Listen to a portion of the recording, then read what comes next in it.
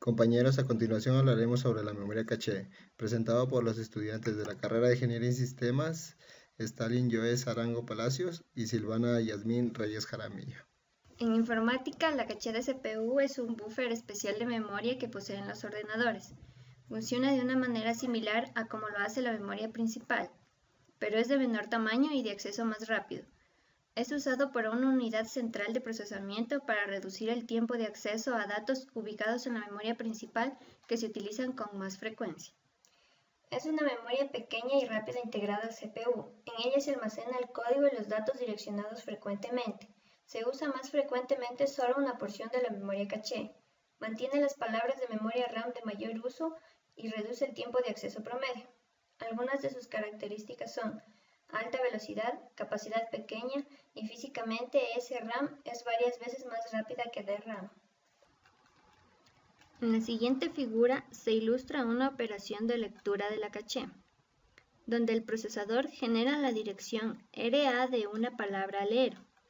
Si esta palabra está en la caché, es entregada al procesador. Si no, el bloque que contiene dicha palabra se carga en la caché y la palabra después es llevada al procesador. Uso de la memoria caché. Cuando la CPU necesita un dato o una instrucción, primero verifica si esta palabra se encuentra en memoria caché. Si se encuentra en la caché, la CPU la lee directamente de ella. Si no está en la memoria caché, la CPU la busca en la memoria principal y la copia en la caché para futuras lecturas. Como se puede observar en la imagen, hay una memoria principal relativamente grande y más lenta, junto con una memoria caché más pequeña y rápida. La caché contiene una copia de partes de la memoria principal. Cuando el procesador intenta leer una palabra de memoria, se hace una comprobación para determinar si la palabra está en la caché. Si es así, se entrega dicha palabra al procesador. Si no, un bloque de memoria principal consistente en un cierto número de palabras se transfiere a la caché y después la palabra es entregada al procesador. Existe un compromiso entre las tres características claves de coste, capacidad y tiempo de acceso. A mayor tiempo de acceso, mayor coste por bit. A mayor capacidad, menor coste por bit. Y a mayor capacidad, mayor tiempo de acceso. Cuando se desciende en la jerarquía, ocurre lo siguiente. Disminuye el coste por bit, aumenta la capacidad, aumenta el tiempo de acceso y disminuye la frecuencia de accesos a la memoria por parte del procesador. Elementos de diseño.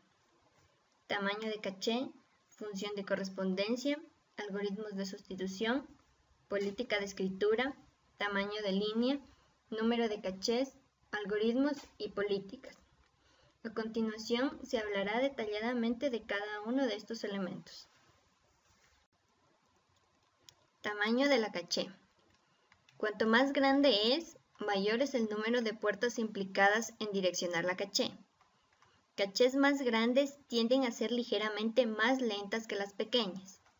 El tamaño del banco de memoria caché debe ser lo suficientemente grande para que el procesador resuelva la mayor cantidad posible de búsquedas de código y datos en esta memoria, asegurando un alto rendimiento en el procesamiento de la información, y lo suficientemente pequeña para no afectar el consumo ni el costo del sistema. Función de correspondencia. Ya que hay menos líneas de caché que bloques de memoria principal, se necesita un algoritmo que haga corresponder bloques de memoria principal a líneas de caché. Además, se requiere algún medio para determinar qué bloque de memoria principal ocupa actualmente una línea dada de caché. Existen tres formas de establecer esta correspondencia: directa o mapeo directo, asociativa y asociativa por conjuntos. Correspondencia directa. Es fácil de implementar. Consiste en hacer corresponder cada bloque de memoria principal a solo una línea posible de caché. Si un programa hace referencias repetidas veces a palabras de bloques diferentes asignados en la misma línea, se estarían intercambiando continuamente en la caché y la tasa de acierto sería baja. Su principal desventaja es que hay una posición concreta de caché para cada bloque dado. Esta se expresa como I es igual a J módulo M, donde I es el número de líneas de caché, J es el número de bloque de memoria principal y M es el número de líneas en la caché. En esta imagen se puede observar un ejemplo de correspondencia directa. Correspondencia asociativa. Permite que cada bloque de memoria principal pueda cargarse en cualquier línea de la caché. Para determinar si un bloque está en la caché, se debe examinar todas las etiquetas de las líneas para buscar coincidencia. Esta búsqueda se hace en paralelo por hardware. La principal desventaja de la correspondencia asociativa es la compleja circuitería necesaria para examinar en paralelo las etiquetas de todas las líneas de caché. En esta figura se puede observar un ejemplo de la correspondencia asociativa. Correspondencia asociativa por conjuntos. Es una solución de compromiso que recoge lo positivo de las correspondencias directa y asociativa, sin presentar sus desventajas. En este caso, la caché se divide en V conjunto cada uno de K vías. Dentro de cada conjunto, la asignación de entradas es totalmente asociativa. Los conjuntos son de n vías, es decir, el bloque se asigna en cualquiera de las n vías del conjunto. La asignación de un bloque a un conjunto es por mapeo directo. Las relaciones que se tienen son M igual a V por K I que es igual a J módulo V, donde I es el número de conjunto de caché, J el número de bloque de memoria principal y M el número de líneas de la caché. Cachés mapeadas directamente. El mapeo directo, tal como se muestra en la figura, es el algoritmo más sencillo para decidir cómo mapear la memoria en la caché. Digamos, por ejemplo, que su computadora tiene 4 KB de caché. En un esquema de mapeo directo, la localidad de memoria 0 se mapea con la localidad 0 de caché, así como las localidades 4, 8, 12, etc. En otras palabras, la memoria se mapea en bloques del mismo tamaño que la caché. Los problemas devienen cuando a tiempo de ejecución se alternan referencias a memoria en un punto de la caché mapeada directamente a la misma línea de caché. Cada referencia causa un fallo de caché y reemplaza la entrada que recién se había reemplazado, causando mucha sobrecarga. Algoritmos de sustitución. Una vez que se ha llenado la caché, para introducir un nuevo bloque debe sustituirse uno de los bloques existentes. Para las técnicas asociativas se requieren algoritmos de sustitución. Para conseguir alta velocidad, tales algoritmos deben de implementarse. Se han probado diversos algoritmos. Los más comunes son LRU, utilizado menos recientemente, FIFO, primero en entrar, primero en salir, LFU, utilizado menos frecuentemente, y random o aleatorio. Ejemplo LRU. La estrategia consiste en llevar a disco la página que ha permanecido por más tiempo sin ser accesada. El fundamento de esta estrategia es que estadísticamente se observa que mientras más tiempo permanece una página sin ser accesada, menos probable es que se acceda en el futuro inmediato. La desventaja es el alto costo de implementación en cuanto a los recursos. Pese a ser un buen algoritmo en teoría, su implementación no lo es tanto. Esta puede ser llevada a cabo por una lista enlazada con todas las páginas ordenadas. Pero al momento de ser referenciada a una página, ésta tiene que cambiar de lugar, lo cual involucra un alto costo asociado. Otro mecanismo es llevar un contador por medio de hardware, el cual es incrementado cada vez que la página es accedida. De acuerdo con el string entregado, podemos apreciar que cuando se llega al número 3 en el string, el número al que reemplaza es el 8, ya que fue el último en ser accedido. Previo a él está el 2 y previo a él el 1. De esta manera se continúa completando el marco hasta el término del string más. Se puede realizar una implementación con contador. Esta es asociada a cada tabla de página un campo de tiempo y el CPU lleva un contador o reloj, el cual se incrementa en cada referencia a memoria que se realiza. Al momento de realizar el llamado a una página, este contador es copiado en el campo de tiempo que está en su tabla correspondiente. Esta implementación hace necesaria la búsqueda en las tablas de página de la página menos utilizada. Se hace necesario incorporar grandes contadores en el CPU y tener un cuidado con el probable desbordamiento que pudiera tener. Ejemplo LFU. El algoritmo menos frecuentemente utilizado pide que la página con el menor contador sea reemplazada. Esto se justifica en que una página usada con mucha frecuencia tendrá un contador más grande. Un problema de este esquema es cuando una página es usada intensamente durante la fase inicial de un proceso y luego no vuelve a ser usada, lo cual genera un contador mucho mayor y la página permanece en memoria sin poder ser sacada.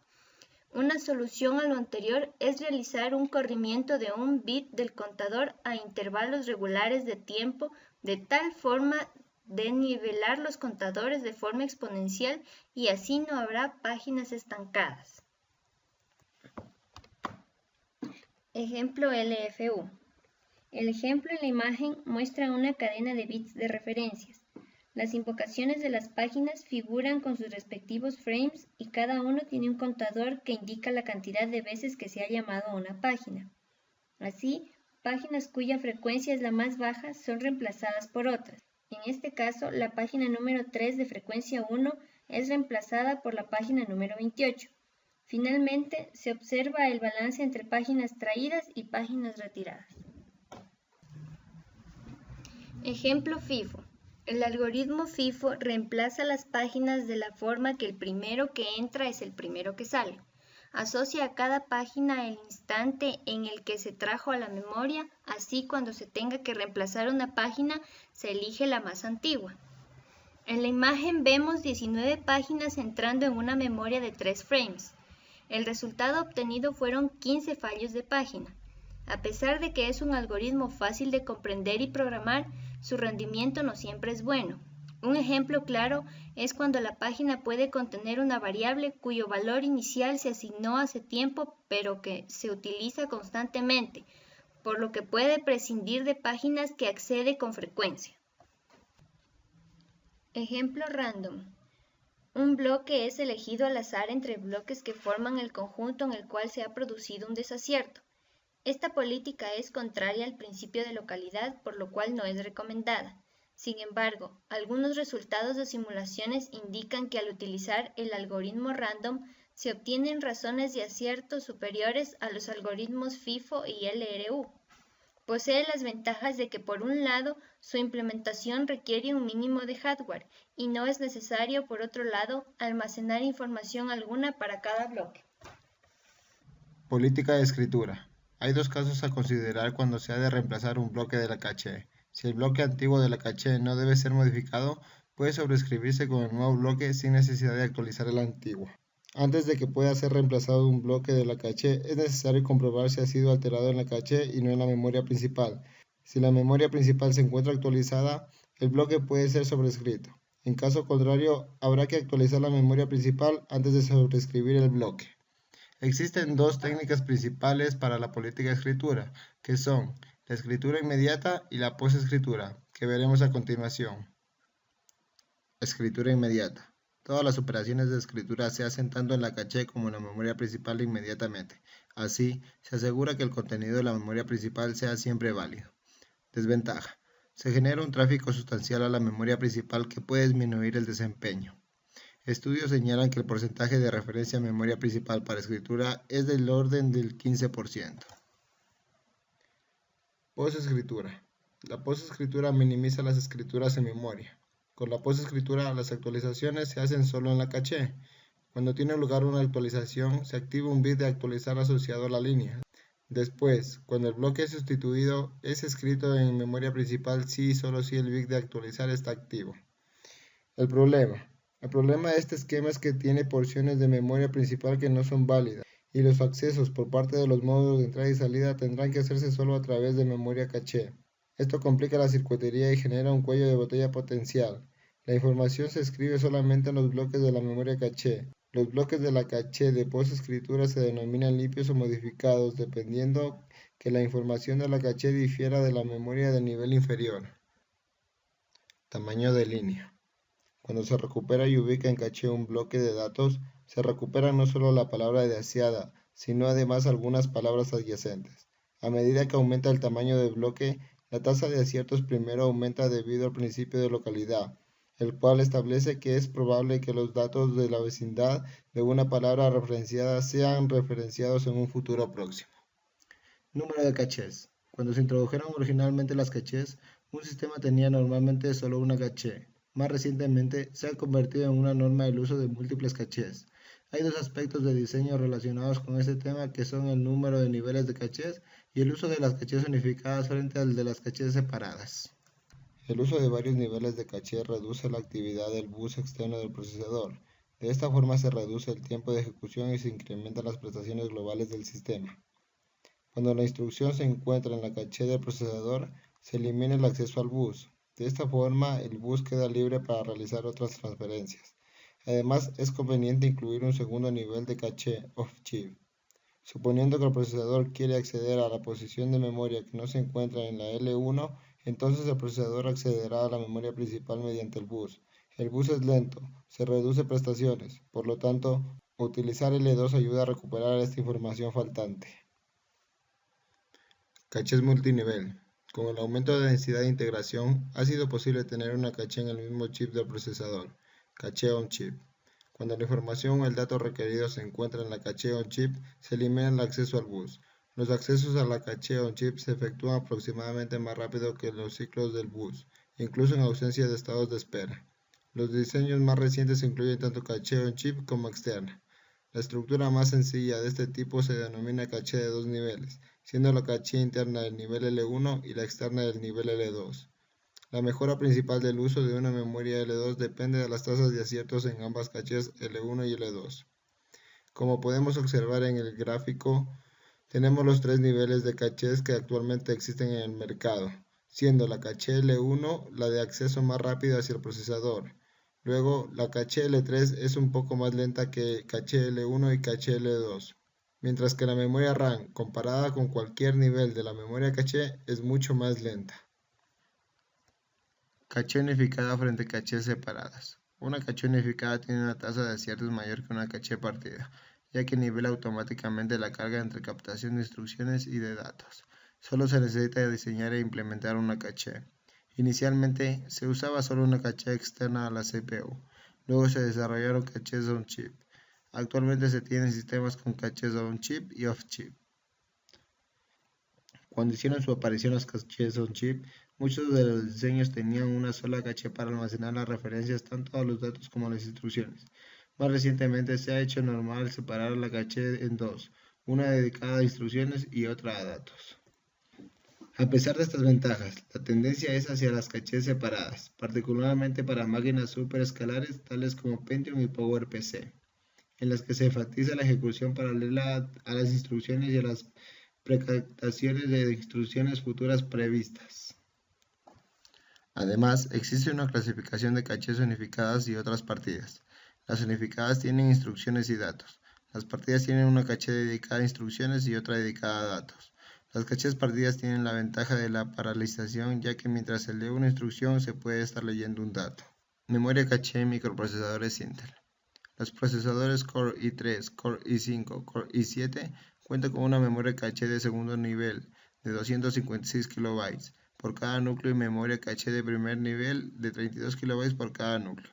Si un procesador cuenta con memoria caché L3, por ende siempre contará con memoria L2 y L1. Al igual que si un procesador tiene memoria caché L2, siempre tendrá memoria caché L1. Y si en algún momento se logra acceder a memoria caché L4, siempre contarán con L3, L2 y L1. En la memoria caché L1 de Intel se cuenta con 32 KB de datos más 32 KB de instrucciones. En L2 se cuenta con 256 KB. Memoria caché en microprocesadores AMD. Para la memoria caché L1 de AMD se tiene 64 KB de datos más 64 KB de instrucciones, el doble que la memoria caché de Intel. Para la caché L2 de AMD se cuenta con 212 KB, mientras que para la caché L3 de AMD se tiene de 3 a 4 MB compartida por todos los núcleos. A continuación veremos las conclusiones del presente trabajo. La memoria caché nace como respuesta al problema de rendimientos de la memoria RAM. Los sistemas de memoria caché están presentes en todos los PCs como solución óptima para mejorar el rendimiento del sistema. La jerarquía de memoria trata de obtener mejores resultados de manera que los procesos sean más rápidos, aumentando el rendimiento de memoria del sistema. Esto quiere decir que el usuario tenga menor tiempo de espera al ejecutar varios procesos. Como el nivel más rápido de todo el sistema después del procesador es la memoria caché, el diseño de las otras partes del sistema de memoria, tales como la memoria principal y la virtual, debe realizarse de tal forma que aumente el rendimiento de la memoria caché. En un futuro, los procesadores posiblemente integren únicamente los tres niveles de memoria caché, L1, L2 y L3, optimizando la organización de los niveles L1 y L2. Como principal bibliografía, hemos utilizado el libro de Organización y Arquitectura de Computadoras de William Stanley, el capítulo 4, Memoria caché. Además, para este trabajo presentamos la licencia Creative Commons, donde usted es libre de compartir, copiar y distribuir el material en cualquier medio o formato, además de adaptar, remezclar, transformar y construir sobre el material, bajo las condiciones de hacer esta obra de atribución y no comercial. Muchas gracias por su atención.